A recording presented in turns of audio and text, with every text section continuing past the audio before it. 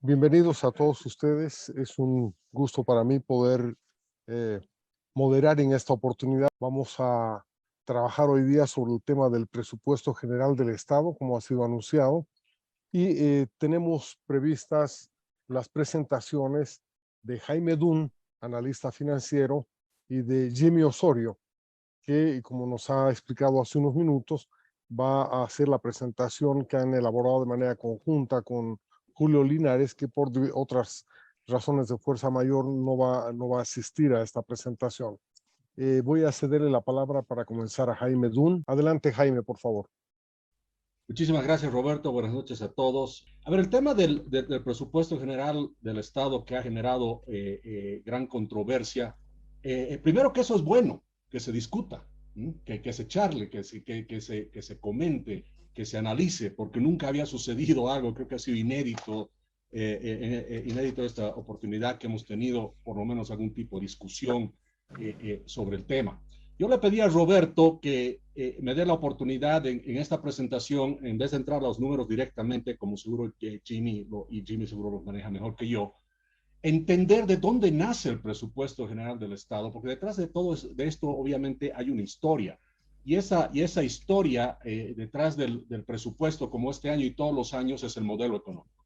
Debemos de entender el modelo económico para saber por qué se hace el presupuesto como se ha hecho, por qué tiene, si es que tiene alguna virtud, de dónde viene y de dónde vienen las dificultades que tiene y los problemas que tiene. Y justamente nace de este modelo económico, social, comunitario y productivo. Rápidamente este modelo, fíjense, es un modelo que tiene 4 pilares, donde el primero es el aprovechar los recursos naturales, es decir, se va a lograr el crecimiento y desarrollo en base a los recursos naturales. Eso es un hecho, está escrito. Está también escrito que el aprovechamiento de excedente económico de los sectores estratégicos por parte del Estado, es decir, todo lo que genere hidrocarburos, minería, electricidad, etcétera, etcétera, todos esos excedentes van a pasar al Estado y el Estado va a ser el papá gran distribuidor de esos recursos a través de los programas sociales, con los bonos Juancito Pinto, Dignidad, etcétera, etcétera, y el resto que va a ir a sectores generadores de ingresos y empleos, donde básicamente encontramos todas las industrias y últimamente un gran número de empresas estatales. Entonces, este es el modelo y este modelo dice que el Estado va a ser el que va a intervenir directamente en la economía a través de 7 facetas: planificador, empresario, inversionista, regulador, benefactor, promotor y banquero. Bueno, si esa es la receta, pues no nos debería sorprender el estilo de presupuesto que tenemos todos los años. Y ese presupuesto, básicamente, y este modelo, principalmente lo que nos está diciendo en facilito es lo siguiente: que yo por el lado izquierdo debo tener una cantidad importante de ingresos, porque yo, el Estado que estoy al centro, soy el chanchito que voy a dar de comer absolutamente a todos, sean empresas, y aquí viene la cosa, más que empresas privadas, a las empresas públicas y por supuesto a la población, para luchar contra la pobreza con esta redistribución de riqueza que se va a hacer. Perdón, no de riqueza, una redistribución de excedentes que se va a hacer. Y esa es justamente una diferencia fundamental en el modelo. No es un modelo que genera riqueza para redistribuir, sino lo que hace es redistribuir la poca riqueza que hay y capturar excedentes que vienen principalmente de afuera, y eso lo redistribuye en la economía nacional. Entonces, este es el modelo económico, social, comunitario y productivo. Y como justamente no es un generador de riqueza, crece básicamente por el lado del gasto público y el consumo. Y la evidencia que tenemos estadística para comprobar eso es muy grande. Fíjense, por ejemplo, lo que se llama la demanda interna. Hemos escuchado siempre al ministro Arce en su momento y al presidente hoy, que es la demanda interna lo que hace crecer a la economía. Por supuesto, en plomo aquí está la demanda interna, que no es más que justamente, principalmente, el consumo y el gasto público y la incidencia que tiene la administración pública en esta demanda interna es impresionantemente grande. Fíjense cómo antes, hasta el 2005, 2006, teníamos la demanda externa, es decir, las exportaciones, el comercio exterior, era principalmente algo que empujaba la economía. Con este modelo, cuando ya se implanta a partir del 2006, se da la vuelta y prácticamente lo que es la demanda externa, más bien parece que es algo que resta a la economía, porque la economía crece básicamente con gasto y consumo. Y cuando vemos el consumo aquí al lado derecho, fíjense, tengo el consumo público y privado, cuando el consumo sube, crece también la actividad económica. El consumo baja y baja la actividad económica de manera muy notable. Entonces, tenemos una economía de que redistribuye los pocos excedentes que se generan y los redistribuye por el lado más que todo del gasto y del consumo. Y por supuesto, uno de los componentes más importantes del gasto público y el más grande es la inversión pública. Y la inversión pública se vuelve fundamental en este modelo porque justamente cuando la inversión pública es importante, podemos empezar a tener un crecimiento económico o un resultado en el crecimiento económico también de manera paralela. Si vemos esta gráfica, por ejemplo, fíjense cómo se acelera la inversión pública respecto al PIB y el Producto Interno Bruto la inversión pública se acelera y el crecimiento de la economía también se acelera de manera paralela. Y en los momentos que la inversión pública cae también el crecimiento económico. Entonces, la variable fundamental en este modelo económico, a mi parecer, ha sido justamente esta variable del gasto público a través de la inversión pública. Ahora, obviamente, esto funciona muy bonito y el modelo parece fantástico si tuvieses los recursos para que funcione, ¿no? Entonces, cuando vemos, por ejemplo, la ejecución de la inversión pública el año 2010 en adelante, fíjense cómo del 2010 hasta el 2015, porque 2014, 2015, donde estamos en pleno boom de los commodities, la inversión pública tiene una ejecución tremendamente alta. Es más, llega al 100% el 2014. Pero ya para el 2015 se presupuestan montos de inversión pública altos y la ejecución es baja. ¿Por qué? Porque ya no tenemos el dinero, ya no tenemos los recursos para ejecutar todo este gasto público. Y como sabemos y podemos ver en esta gráfica, desde el 2015, la ejecución presupuestaria respecto a la inversión pública ha sido mucho menor a lo que se presupuesta como inversión pública. Ya estamos con ejecuciones que van entre el 40, 50 o en promedio del 60%. Entonces, esa es la realidad del modelo económico que necesita de muchos recursos para consumir y para gastar.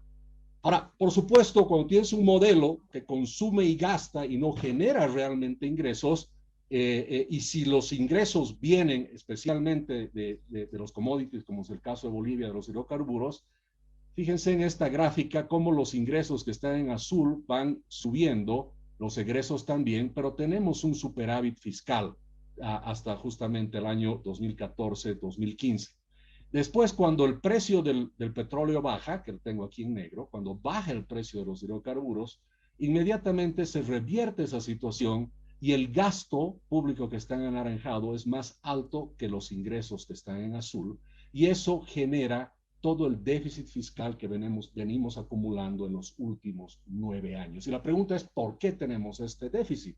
Pues porque el modelo está hecho no para generar riqueza, no para generar ingresos, pero principalmente para gastar y para consumir. Y eso obviamente matemáticamente va a ir a impactar en algunas de las cifras macroeconómicas y obviamente va a impactar directamente en la balanza fiscal del sistema público financiero.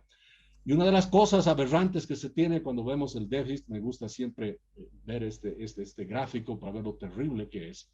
Fíjense, entre el 2005 y el 2014, el superávit fiscal acumulado hace 14.4% respecto al Producto Interno Bruto. Es una cifra bien cruda, digamos, pero nos muestra una realidad muy importante. Resulta que después de 2015 a la fecha, el déficit fiscal ya lleva una acumulación de cerca del 78% respecto al Producto Interno Bruto cada año. Entonces, estamos en una situación donde no solo hemos gastado todo el superávit, sino que hemos gastado sobre ese superávit, hemos gastado encima como 5 veces más. Entonces, no solo nos hemos farreado, como se dice, superávit, sino hemos gastado 5 veces más los ingresos que hemos tenido en algún momento. Y bueno, entonces, ¿cómo queda el modelo hoy en día? El modelo tiene que seguir funcionando con el lado de los ingresos que tienen que venir de los sectores estratégicos generadores de excedentes, pero el problema es que ese ingreso que debería ser de este tamaño ha quedado así de pequeñito. Y por el otro lado, los gastos que tenemos y todo ese consumo ha crecido de manera impresionante. Y justamente la suma de estas tres flechas es muchísimo más grande que el tamaño de esta flecha y eso se llama déficit fiscal. Pero una de las cosas asombrosas que tiene este gobierno, una de las cosas que realmente debemos decir es un mérito, es que están empecinados en un 100% a mantener el modelo económico cueste lo que cueste y lo van a cumplir como sea. Ahora, cuando tienes una situación como esta, donde justamente tus ingresos han caído, quieres mantener el modelo a toda costa y tus gastos han subido, la pregunta es de dónde saco los recursos para poder completar la flecha que tengo aquí a la izquierda. Y eso se llama deuda pública. Fíjense cómo desde el 2013, como decimos 2014, en anaranjado los ingresos respecto al PIB del gobierno caen, pero al mismo tiempo la deuda pública se incrementa de manera casi exponencial. Y lo que ha estado sucediendo en estos años, fíjense por ejemplo el 2021, el déficit del 9.2% se ha cubierto con 8.1% de deuda interna y con un 1.2% de deuda externa. Entonces, fíjense cómo la deuda interna está empezando a ser más prominente dentro del endeudamiento público. ¿Y qué es la deuda interna? Es cuánto se presta el gobierno de las AFPs y cuánto se presta del Banco Central. O sea, obviamente es más fácil para el gobierno decirle a la AFP dame plata o al Banco Central dame plata que salir a buscar dinero afuera, donde no solo que no tenemos un crédito muy bueno, sino que es mucho más dificultoso, más complejo conseguir créditos externamente. Y como les decía, eso nos ha llevado a una situación de deuda muy grande. Fíjense cómo la deuda interna, que apenas era de 5,000 y algo millones en 2018, hoy en día prácticamente ha superado los 14,000 millones de dólares. Y la deuda externa, que en su momento, antes de que entre el gobierno del 2006, con las negociaciones del HIPIC y otras rebajas de deuda que tuvimos, era una deuda totalmente manejable, alrededor de 3,000 millones, y hoy en día está sobre los 13,000 millones. Y eso nos ha puesto en una situación muy compleja, donde este modelo económico hasta ha cambiado la estructura de la deuda pública. Generalmente un país lo único que tiene es deuda externa y deuda interna, pero dentro de la deuda interna también tenemos que adicionar los créditos que da el Banco Central a las empresas estatales. Y aquí quiero hacer un énfasis. Este modelo económico apuesta a que las empresas estatales de alguna manera van a seguir creciendo y deberían conseguir más excedentes y de alguna manera empiezan a hacer un crowding out, es decir, empiezan a poner de lado a las empresas privadas. Las empresas estatales del Banco Central tienen hoy en día una deuda vigente de más de 5,300 millones de dólares y la deuda total del país, la deuda pública, es del 81% del PIB. Ahora, cuando entramos ya directamente al presupuesto general de 2023, y a mí me va a permitir mostrarles esta fórmula. Esta es la fórmula del Producto Interno Bruto, de cómo crece un país. Y un país va a crecer básicamente, como les decía, con el consumo, la inversión, el gasto público y básicamente las exportaciones que sean mayor a las importaciones, ¿no? Esta sería la demanda externa y esta es la demanda interna.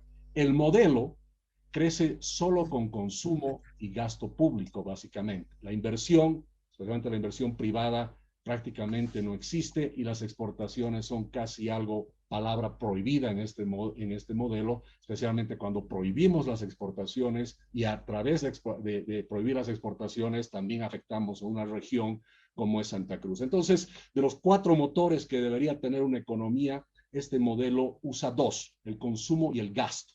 Y cuando nos vamos a ver el presupuesto general del 2023, por supuesto que estamos manejando el mismo modelo y la misma fórmula. Entonces, primer tema que hay que notar, lo masivo que es este presupuesto, como siempre, cerca del 80% del Producto Interno Bruto, y se incrementa en 3.8% respecto al año pasado. Es decir, cada vez un gobierno, digamos, de alguna manera, con mayor gasto y, por supuesto, con una prominencia y una participación muchísima más grande dentro del ámbito de la economía.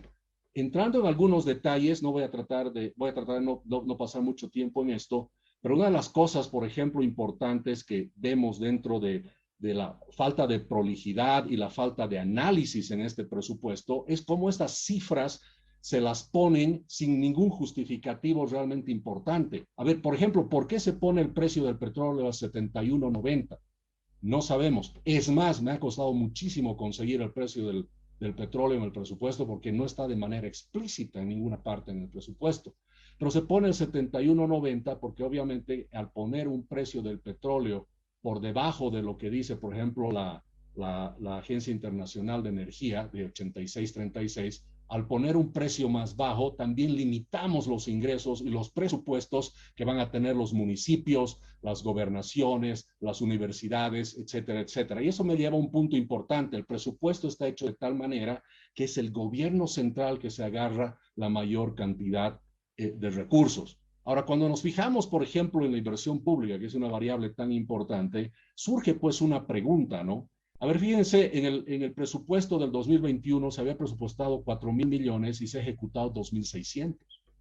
El 2022 se ha presupuestado 5.015 y se ha ejecutado a la fecha 2.400. Entonces la pregunta es, ¿de dónde salen 4.000 millones? ¿Cómo justificamos 4.000 millones?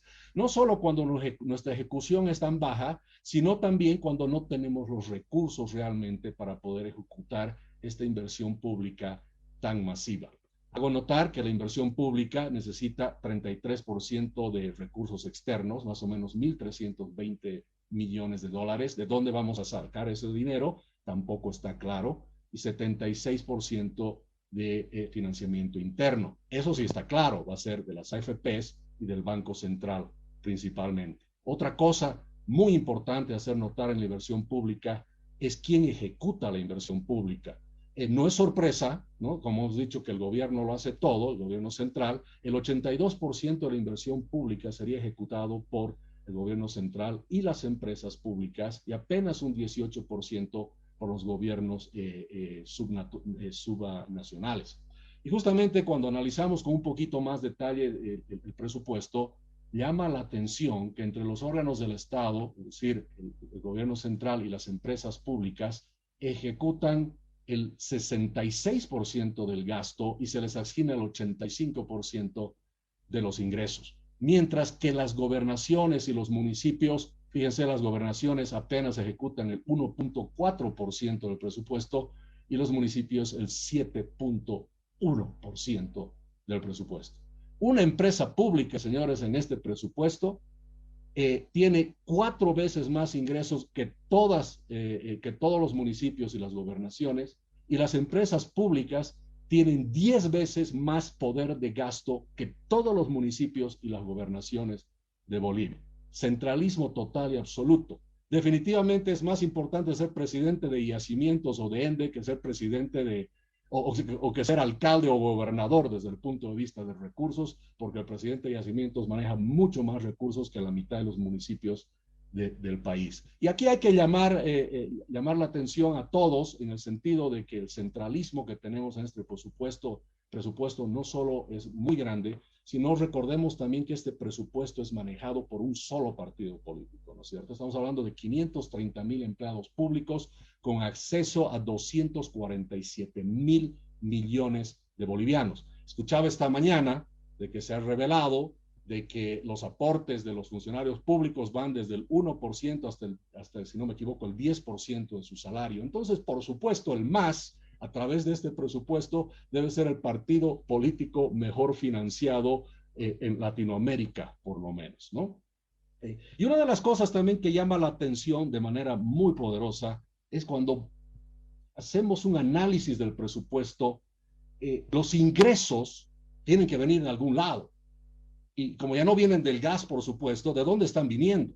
Y resulta que el ingreso operativo de las empresas públicas representa el 26% de los ingresos del presupuesto. Es decir, este es un presupuesto que apuesta a las empresas públicas. Dios mío, o sea, ahora vamos a depender de cómo van las empresas públicas para poder cumplir con el presupuesto en gran parte.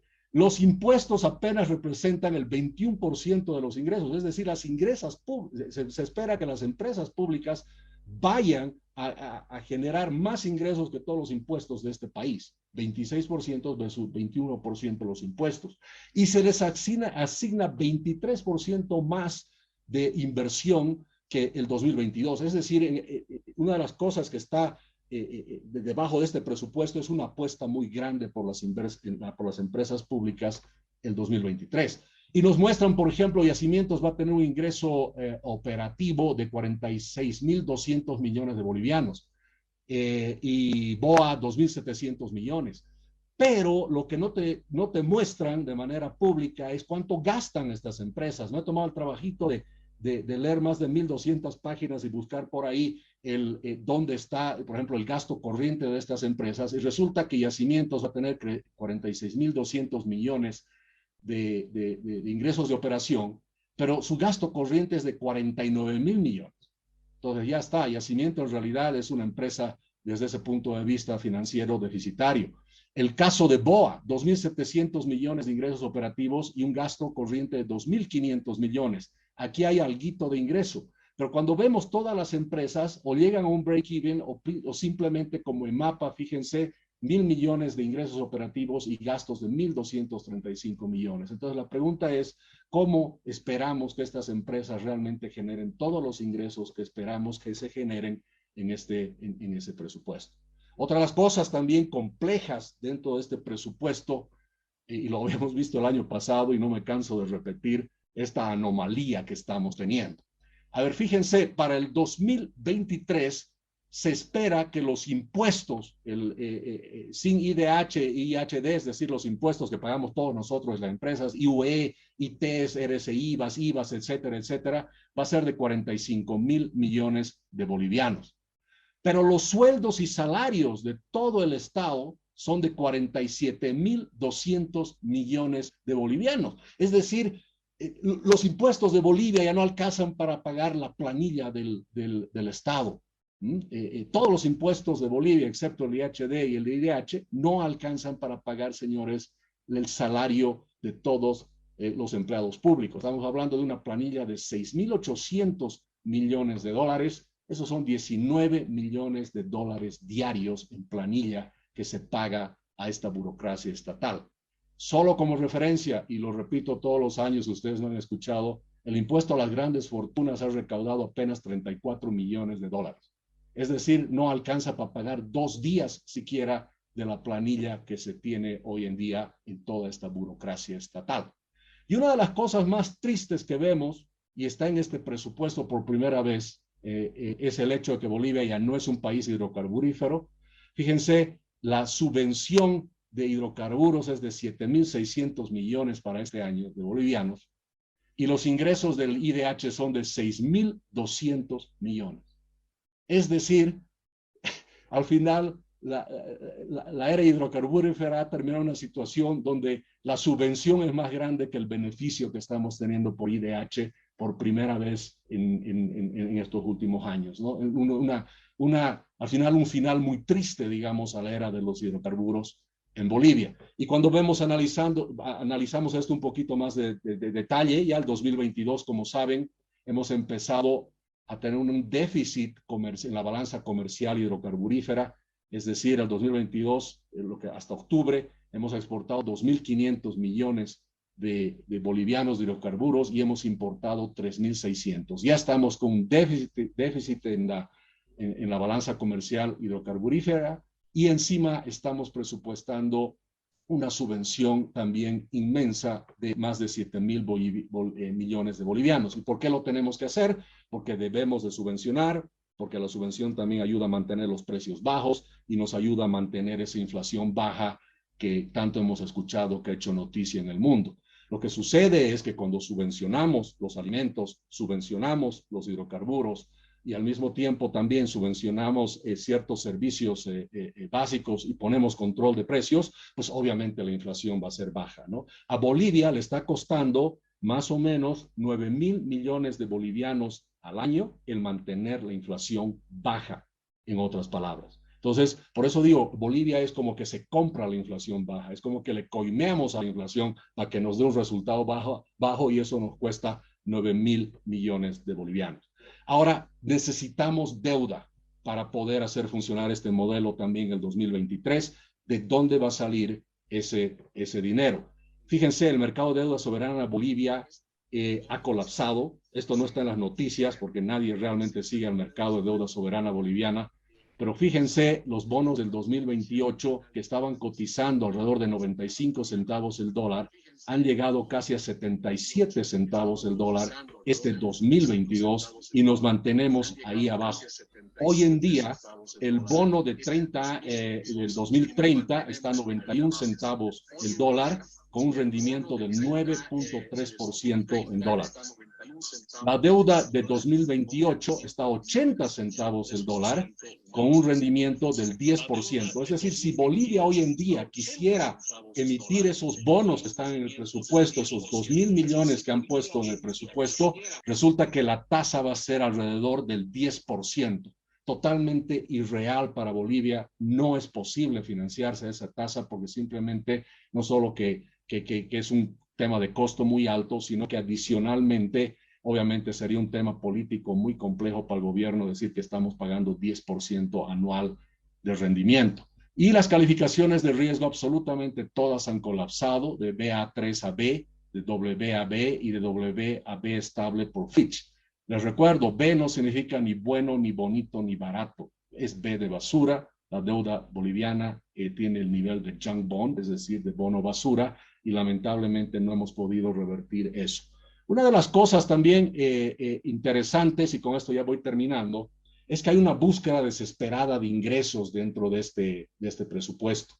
Y aquí se hacen cosas como, por ejemplo, esto, ¿no? Que las empresas eléctricas deben transferir mensualmente al TGN el 5% de sus recursos percibidos, ¿no? Esto es para pagar el Fondo de la Renta Universal de la Vejez, el FRUB. Se está acabando la plata para el FRUB, se está acabando los recursos para la Renta Universal de la Vejez y ahora no queda otra más que agarrar parte de los ingresos, en este caso de las empresas eléctricas, para poder cubrir ese déficit. Otro tema también importante que vemos en este presupuesto es que toda exportación efectuada por empresas públicas debe liquidarse a través del Banco Central de Bolivia, ¿no? Esto es una antesala necesito dólares, no le puedo pedir ahora a los privados hacer esto, pero le voy a pedir a las empresas públicas que me las den y el Banco Central está empeñado en capturar la mayor cantidad de dólares posibles.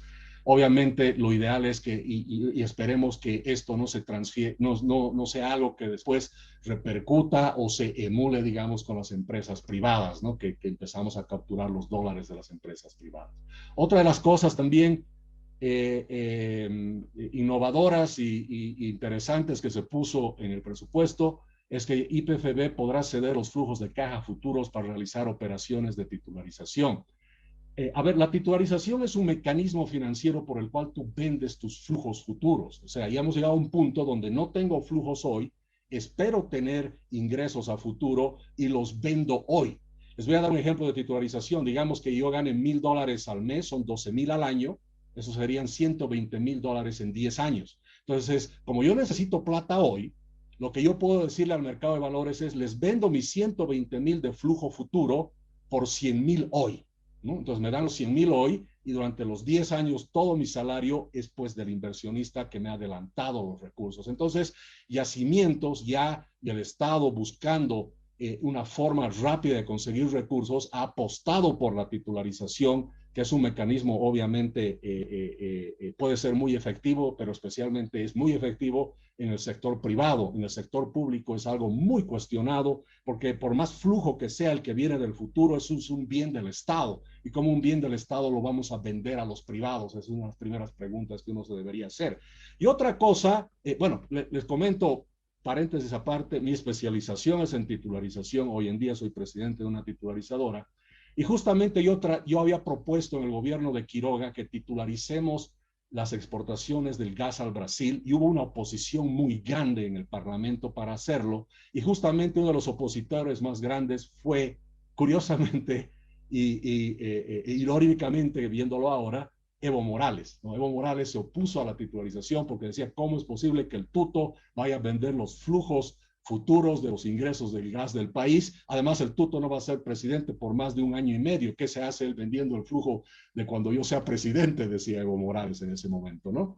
Y a raíz de eso, Condepa, en la discusión de la Constitución allá el 2008 y después el 2009, se introdujo el artículo 357, donde dice que por ser propiedad social del pueblo boliviano, ninguna persona ni empresa puede disponer de los recursos naturales o cosas relacionadas a los recursos naturales, y dice, ni los podrá utilizar como medios para operaciones financieras de titularización.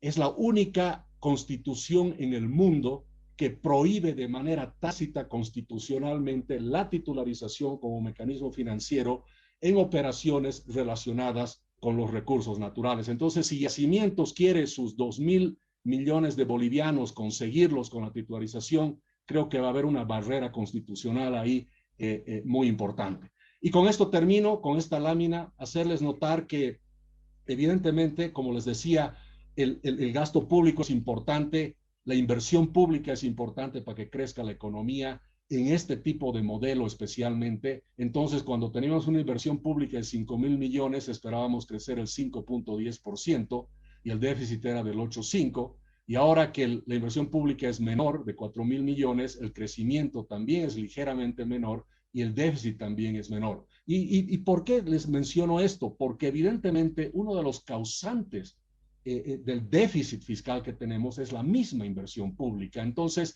el gobierno está en esta disyuntiva de yo quiero hacer crecer la economía, quiero hacer crecer el PIB, pero para hacer eso debo de gastar, pero si gasto mucho, tengo déficit, pero el tema es que si no gasto mucho, la economía también se me va a contraer. Entonces, este es el dilema que tiene este gobierno por este modelo. Ahora, el 2023, ¿qué esperaríamos que pase de acuerdo a lo que está presupuestado? Primero, que creo que la inversión pública no se va a lograr ejecutar a ese nivel como ha estado sucediendo, y eso va a hacer que el crecimiento económico no sea el 4.86 que se está preveyendo.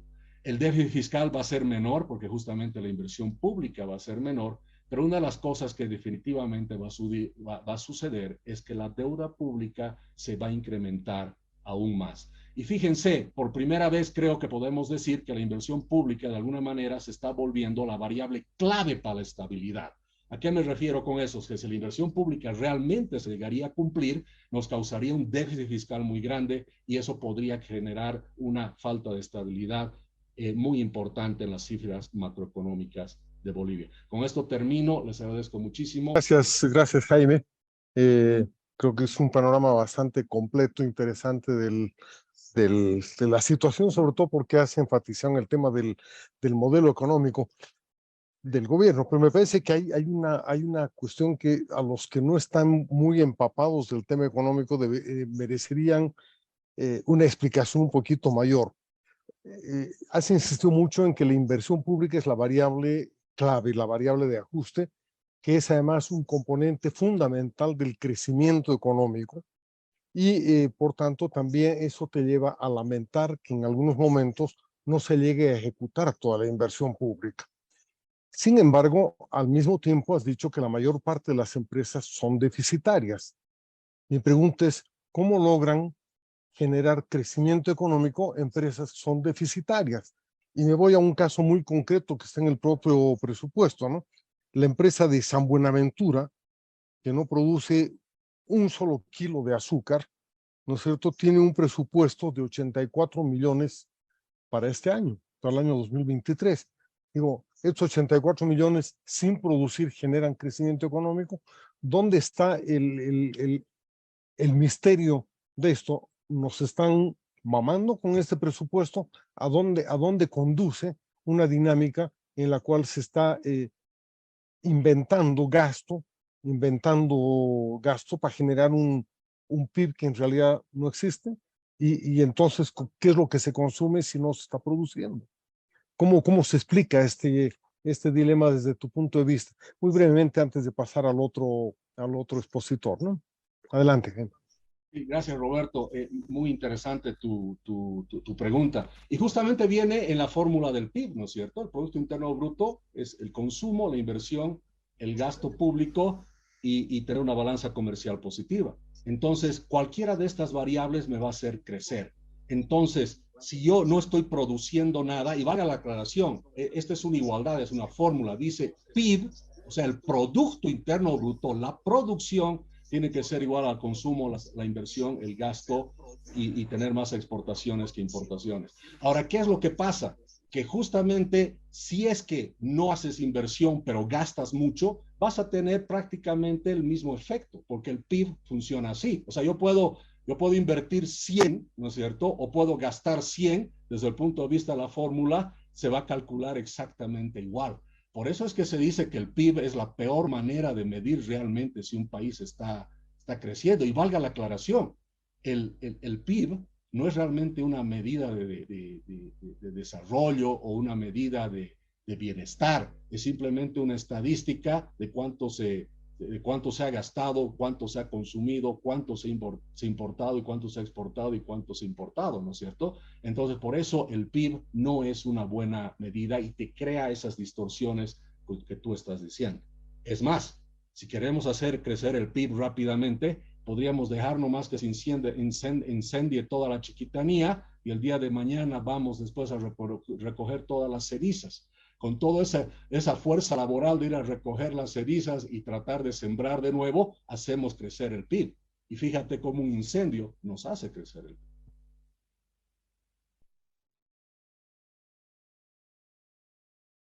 PIB. Esa fórmula del PIB es la fórmula del PIB, del destino del PIB, no es del origen del PIB. Y creo que lo que habría que tratar de ver es de qué manera realmente se generan los ingresos, se generan los recursos, porque si no estamos entrampados en un falso modelo que es en realidad el que tenemos ahora, que nos está conduciendo a este tipo de decisiones, ¿no? Y ciertamente lo que has presentado tú acerca del presupuesto general del Estado nos da un panorama muy preocupante, ¿no es cierto? Porque quiere decir que se está generando un presupuesto que es peligroso, está incendiando la pradera poco a poco, ¿no? En este momento tenemos 29% del ingreso que proviene de empresas públicas que son deficitarias, que no están vendiendo cosas. Muchas de ellas ni siquiera funcionan, ¿no? La empresa del Mutum, por ejemplo, tiene una asignación de 604 millones en el presupuesto general. ¿Y qué produce? No exportamos ni un solo gramo de hierro. Entonces, este es una especie de misterio que creo que la población necesita comprender.